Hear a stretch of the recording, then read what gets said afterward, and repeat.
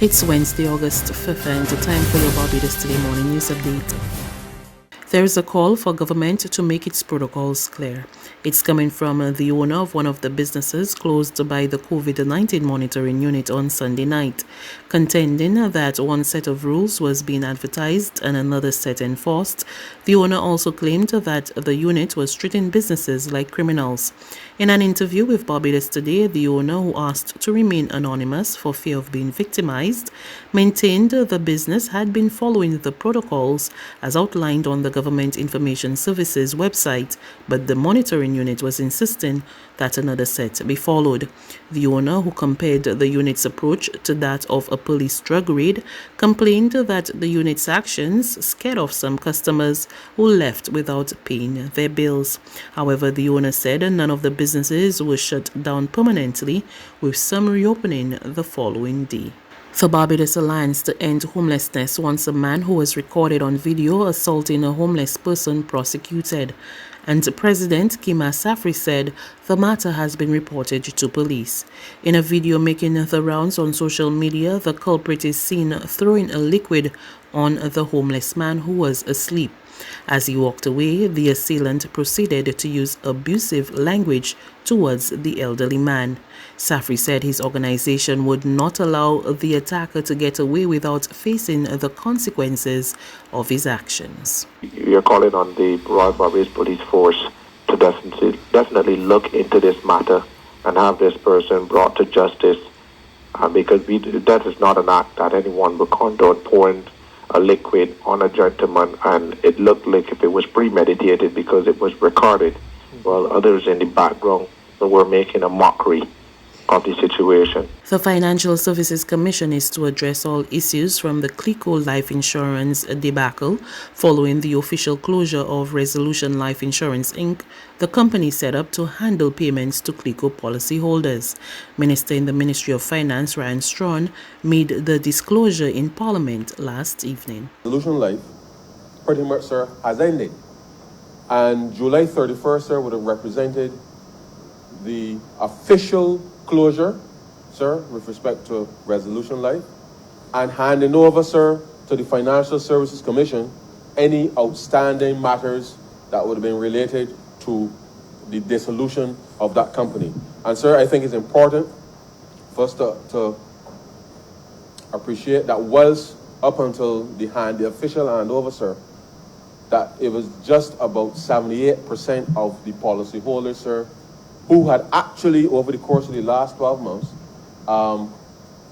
properly engaged Resolution Life with respect to the winding up of the company, and to be able to set in train, sir, the execution of government's proposed solution, that the remainder of those persons, sir, for whatever reason that they did not respond to that, sir, they will now have, upon deciding that they want to engage the government solution, that they will have to go, sir, to the Financial Services Commission in order to be able to get the same treatment, sir, with respect to the solution that we put on the table based on the policy that you would have had with certainly Resolution Life, formerly PICO. Barbados welcomed the inaugural Inter-Caribbean Airways flight from Grenada on Tuesday, and officials have made it clear that the new flight will help fill a major gap in the travel industry. The Eastern Caribbean Operations Director for Inter-Caribbean Airways said the company was making sure it helps Barbados to connect to the rest of the world. We commit to provide you with a widely connected network of possibilities to the rest of the Caribbean, Central and South America. Connecting you with the Caribbean is our mission, a mission which Inter-Caribbean has fulfilled for the last 28 plus years. With a growing fleet comprising of comfortable 30-seat passenger turbine aircraft and 50-seat passenger aircraft, our planned expansion from BGI will establish us and establish new opportunities, as well as tourism connectivity for inbound traffic for our business opportunities from Europe, North America, and South America, while supporting the local Barbadian economy and stimulating career options for employment in the region. We're proud as of today to provide our guests out of Barbados with 2 daily flights to St. Lucia, 1 daily flight to Dominica, and 10 weekly flights to Grenada. We're introducing St. Vincent and many more flights to come in the next coming months. Minister of Maritime Affairs and Blue Economy Kirk Humphrey, who was filling in for Tourism and International Transport Minister Lisa Cummins, welcomed the new airline and said he believed the partnership would be a lasting one. We're driven by the idea that people matter. And for us, this relationship, this partnership will be about bringing people closer together, because we are strong believers in regionalism, strong believers in the idea that we are stronger together. And by working with you, we'll be able to make that relationship even more possible, even more of a reality, bringing Barbadians closer to other people in the Caribbean, bringing Caribbean people closer to Barbadians. There's regional and international news after this short break.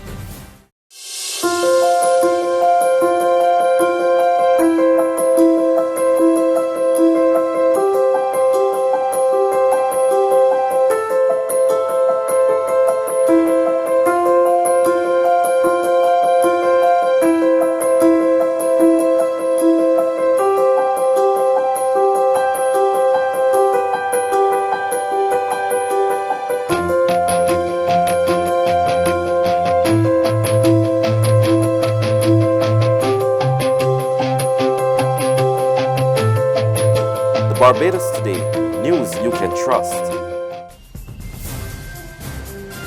Regional news now. Director of the Pan American Health Organization, Dr. Caricia Etienne, says health services are being disrupted in the Caribbean and other countries of the Americas as health workers are redirected to care for COVID-19 patients. She also warns that people are hesitating to seek routine care due to fears of infection. Within every country in our region, health workers are being redirected to care for the influx of COVID-19 patients. Many of them have gotten sick themselves as they tend to those in need. And without doctors and nurses available to offer other essential services at the first level of care, such as pregnancy-related care and management of chronic conditions like diabetes or infectious diseases such as HIV, TB, and malaria, these services are severely disrupted, or worse yet, halted entirely. At the same time, patients who are sick or who think they might be sick are hesitant to seek care for fear of COVID-19 infection, or because transportation disruptions and lockdowns have made it harder to reach their local clinics. And finally, the Lebanese Prime Minister has pledged that those responsible for a massive explosion at the Beirut port, which killed dozens of people and wounded thousands more, will pay the price. More in this report from Reuters TV. I can't describe the scene. It's painful, the extent of it all. It hurts and it makes me sad. Those who are in Dora have not seen this with their own eyes, but we came this morning and saw, and it's hurting. That's news. But for the very latest, visit us at www.barbadostoday.bb. You can also subscribe to our e-paper, email updates, or like us on Facebook, and sign up for our breaking news alerts via WhatsApp. We're also on Izumi Media in bus terminals, as well as screenplay at supermarkets and gas stations near you. And you can also hear us on Mix 96.9 FM and Capital Media HD 99.3 FM.